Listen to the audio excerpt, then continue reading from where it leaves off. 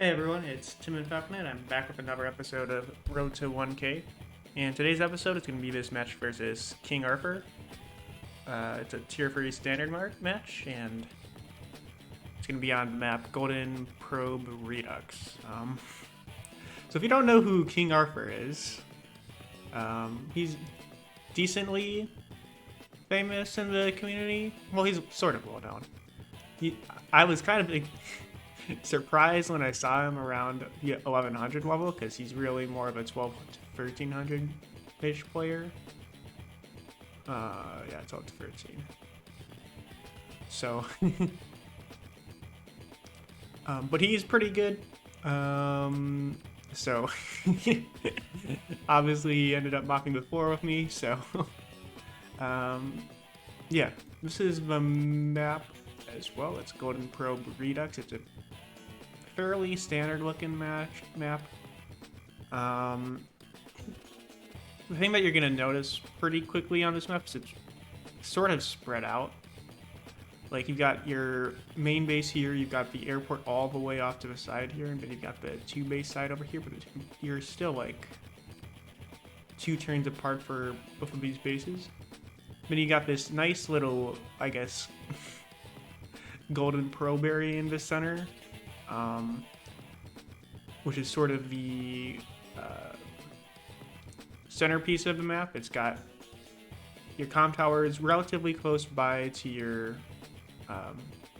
each player's strong side, and then you got a bunch of properties scattered about. There's a couple in the center that you can chain across, and then a couple on the sides as well. But most of the properties are far enough away from each other you can't really chain. Like there's a good chain here. You can go from here to there, or. But honestly, it's a little bit of a later. It's a little bit later than you might normally think for chaining, because like you're gonna be producing infantry from this base really early anyways. So to there, so you're not gonna really get much out of this chain. You're just gonna build the infantry from there to there, and then to there. The airports we're just in a weird spot, and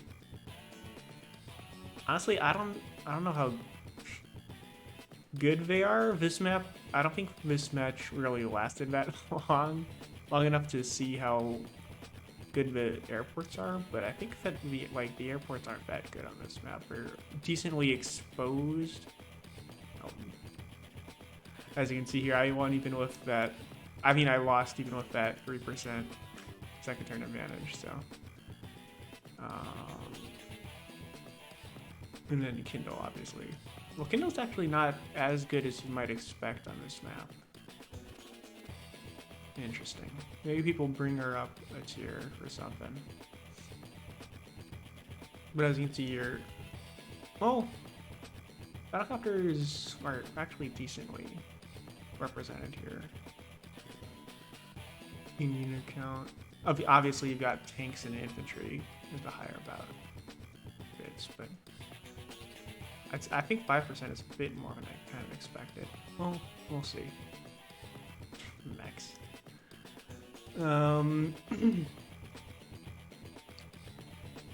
Yeah, I'm not actually too familiar with this map, so. But seeing as this is tier 3, the obvious pick is Kindle. I guess you could do Lash as well. Like there's a lot of plains tiles next to a lot of these bases to these cities in the center here. So Lash actually is able to do a lot offensively in this map. Because with 2 comm towers, she's able to just sweep over a lot of these cities. Not all of them. There are a bunch that are sort of like blocked off by rivers and roads and stuff. But there are a good number of these. So Lash, I think, I mean, I don't think Lash is that good of an idea for this map, though. It's a bit too open. There's not quite enough terrain. So she's really going to end up, she'll have a little bit of a gain on the day-to-day, but eventually just get destroyed by the other tier 3's superpowers or just by Kindle. Because there aren't really that many areas to effectively wall off from an onslaught from like a Kindle or something like that. So yeah, Kindle, Andy, Drake's probably decent on this map as well, because like the airport is exposed, so. But also with these rivers here, I'm not exactly sure how good the battlecopters are or not. They can, like, if you have these bridges locked down, you can dart back and forth a little bit here. I'm just not sure how good that is ultimately. There are a good number of rivers. It's just I don't feel like battlecopters are going to be that useful on this map, but we'll see after get how this game went. Well, what exactly happened other than getting completely destroyed. I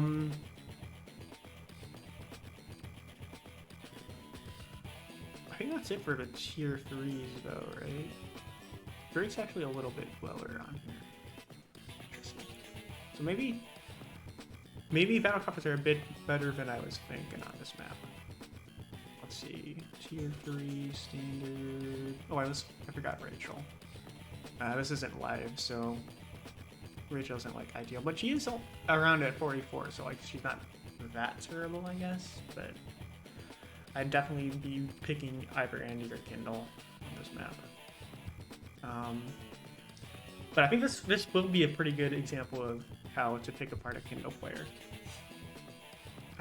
for King Armor here. So.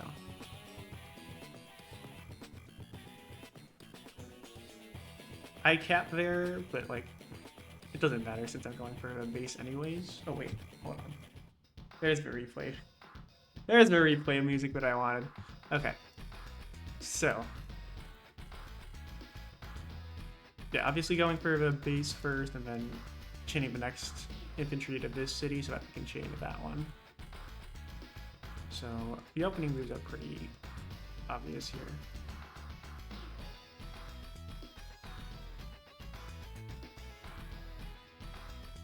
So just moving in with infantry, moving towards the nearest stuff. And then I open tank there, which I believe is a premature. I think I already see where the issue is. So already that tank is premature.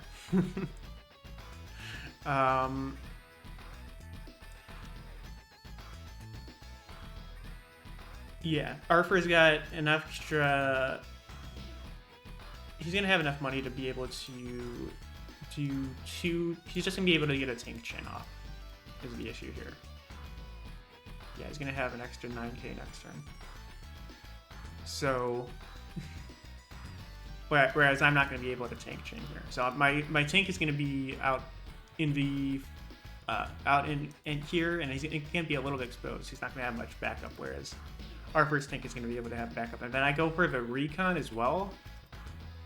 What am I? Oh dear, that's not good at all. Okay. Yeah, I don't know what I was thinking at all here, because he's able to just tank chain. Yeah. Okay. Well, I mean, if your opponent doesn't do a basic tank chain, like, now to be fair, this is a decent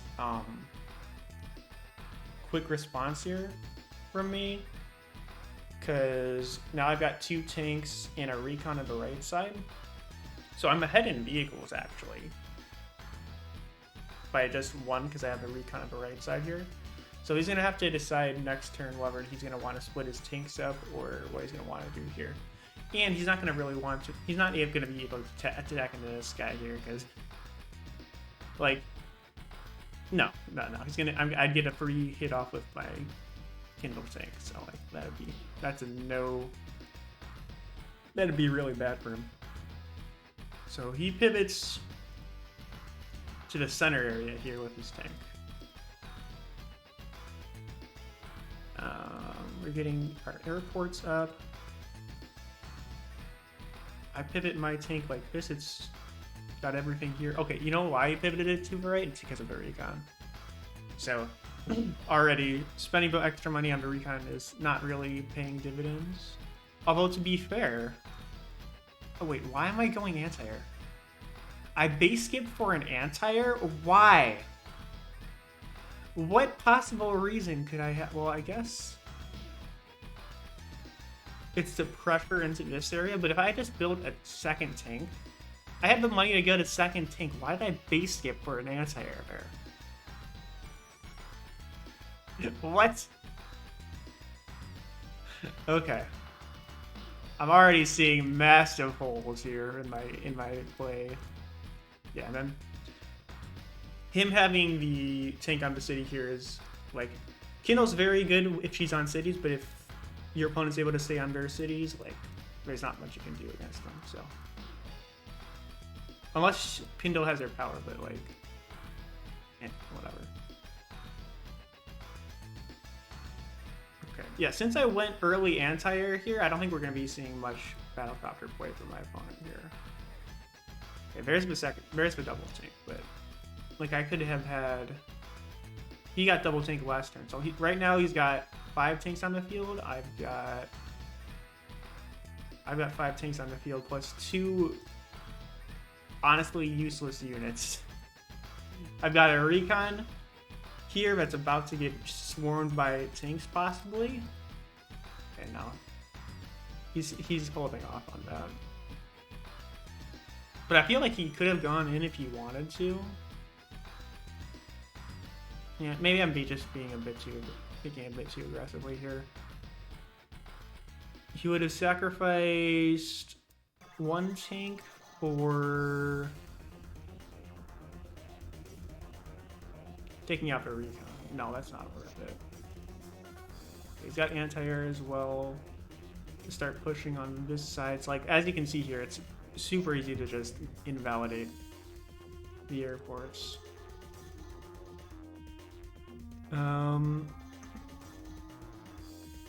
That was a bit aggressive.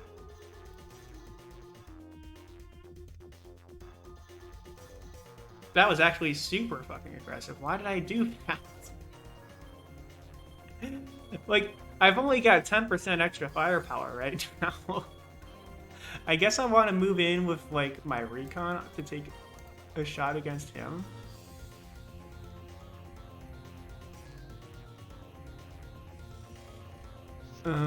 That was against the tank, right? Yeah, so I wall broke the tank.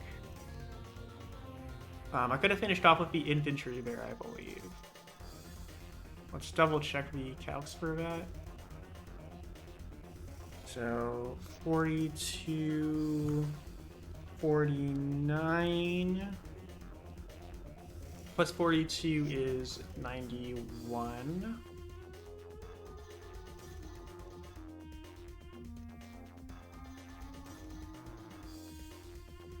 So that leaves him with 1 health, and then if I attack with the infantry, it's a roll. What am I doing here? I guess, well, if I attack with the recon, that's maybe a little better, but still not guarantee you.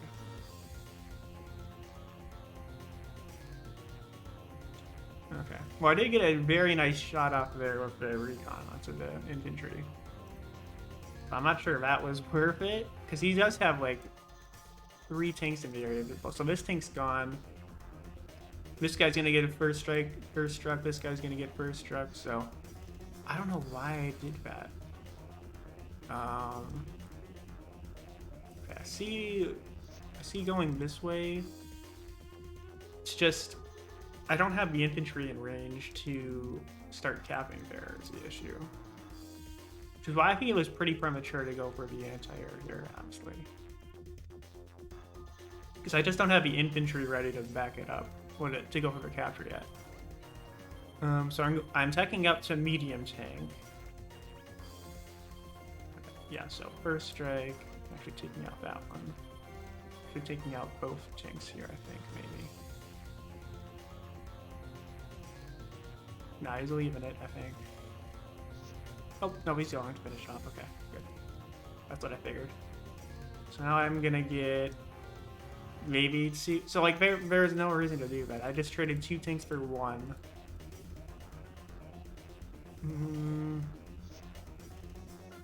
Okay, so I get a decent shot off there, a decent shot off there. I pivot around with the recon. I think that's fine. So I pop Urban Blight so that I can interrupt that cap, I think, and that one as well. Take out that infantry. I take out that infantry. I take a good chunk out of that infantry, I guess. Moving in to intercept the Antiair with my tank here.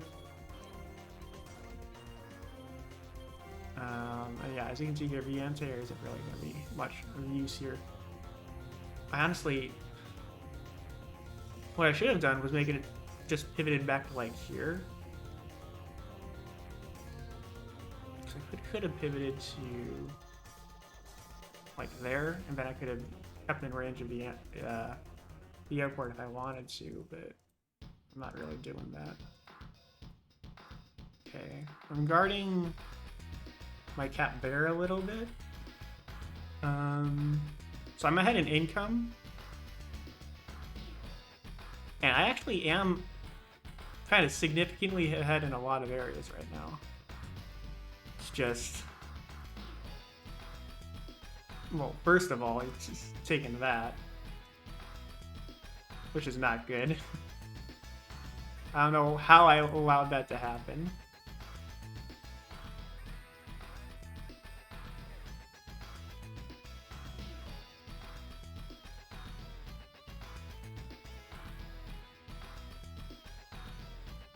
Like, I don't know what I'm doing with this tank either. I should have just sent it straight over this way, because all he really has is, like, the Antiair. Okay, I guess I did sort of send it straight that way. But he's going to be able to cut it off relatively easily, so I might be able to... I don't think I'm even going to be able to interrupt with the medium tank there. I was able to do a couple things here with that power pop, but honestly I probably should have just waited and saved up some meter so that I could have made sure that he wouldn't be able to do this next turn.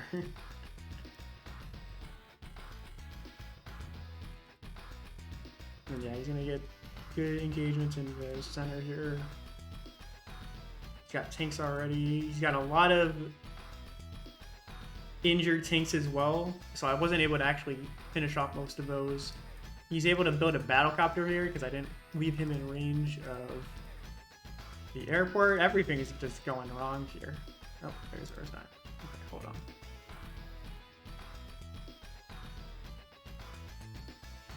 Hold on. Okay, yeah, it's because of this turn. Like, he didn't even need to pop his super power. I just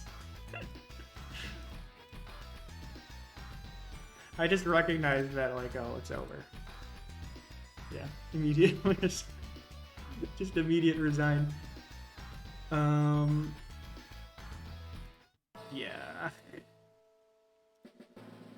So, what were my mistakes here?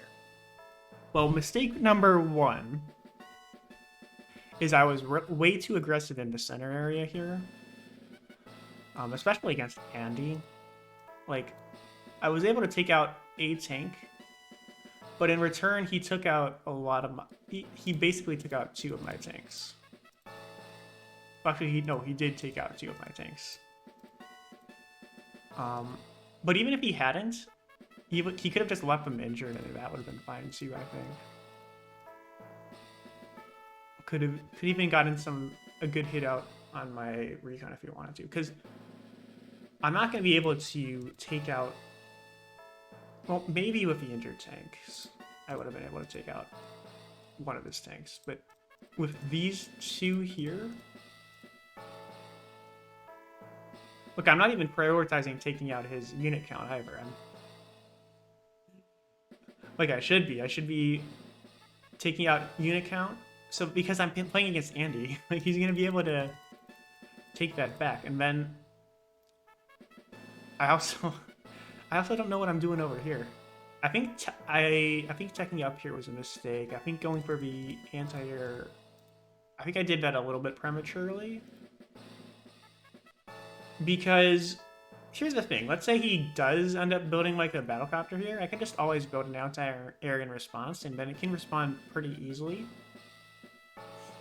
to the battlecopter. So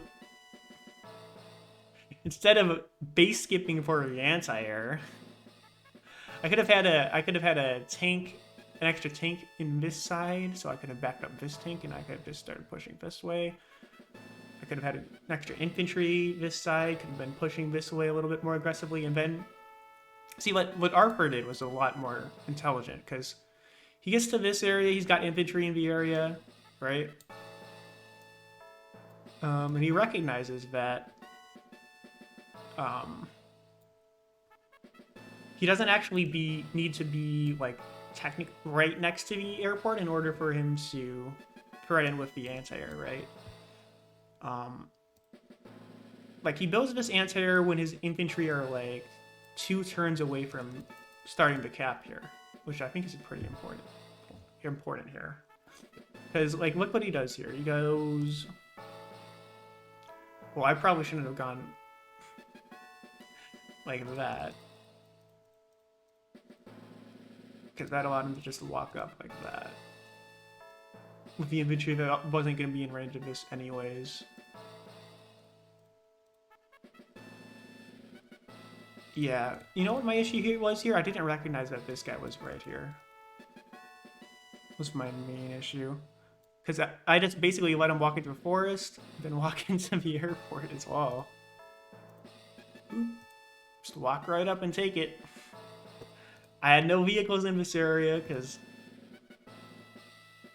Well, mainly because I was just throwing them all into the meat grinder in the center here for no reason. And... yeah. But the main reason this is a resignation is because... well, partially because I built a medium tank and battlecopters are a pretty good medium tank counter. And then partially because that's an extra production building for him. And then partially just because, like, look at what he did in the center here. Now, to be fair, I do have 2 medium tanks.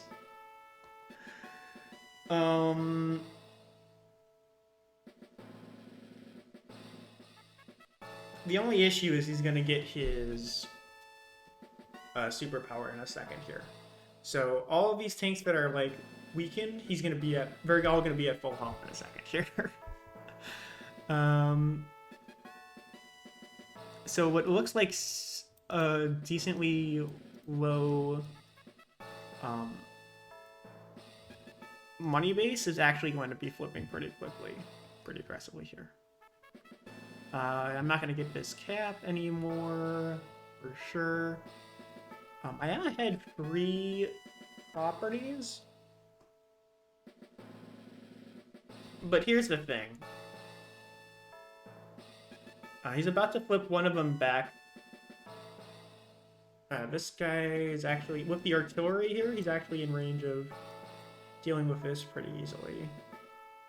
Especially considering I have a medium tank here, you can zone this area out pretty effectively. Start pushing for this property, maybe for these properties as well. He's going to be able to take this one, because I'm not going to be able to hold on to this area. Especially not with all these tanks. This artillery as well. Yeah. Yeah, I don't know why I went for the base skip for the anti-air there. I don't know why I needed that anti-air so badly that turn. Because it doesn't really matter. Well, I mean, no. Because, like, he's going to build stuff this turn, and then next turn, I guess he could build a battlecopter if he wanted, but, like, I just built an anti-air in response. Like, it's not that big of a deal. And he'd be able to send it, like, into here, and then he'd be able to swarm around this area, just dart back and forth, maybe. But so long as I have, like, The bridge is under my control. I'd be fine here. What I should have done, I think, is just have... So I'm capping this, right? You know what I think I do here? I go for the recon hit into the infantry here. Oh, wait, did I just leave it? Yeah, I just left it there. I didn't go in this turn. Yeah, that allowed him to move in with his tanks here. So... Because he just has so many units in this area at this point. So what I should have done is, so I cap this, move this guy. Well, I could just move this guy right this way, right? Kill with infantry plus recon, and then I could even pivot the Antiair onto that city, maybe. Let's see. Andy, full health tank. It's the Antiair. This is why having this Antiair is just... Like, if this were a tank, this would be so much better. But because it's the Antiair, it's going to make it so, since I'm in enemy territory right now, I can't really do much if he decides to pivot this way with his tanks, especially since he's got so many in this area. Yeah, I think that was my other big mistake. The recon, looking back on it, I think the recon was actually fine, because what it did was it forced him to start pivoting his units to deal with the recon in response, and it broke up his tank chain on the left side here. So I think the recon actually was a good response to my hiccup earlier on, but I just think a tank chain would have been better. It would have been so much better here. Because then I'm spacing out his units a bit more, and that means that I'm able to do a little bit more in this area, I think. Anyways. Yeah, I don't know what I was doing with this Antiair. This base skip Antiair. That was the worst base skip ever. But, anyways, that's it for today. Next week's match is gonna be, I don't even know what I have in my box. Let's see. I just recently forgot to get these last two. This one was like an inactive player, so that one doesn't matter. But these two I kind of wanted to save the replays for, but I forgot to save them again. Oh well.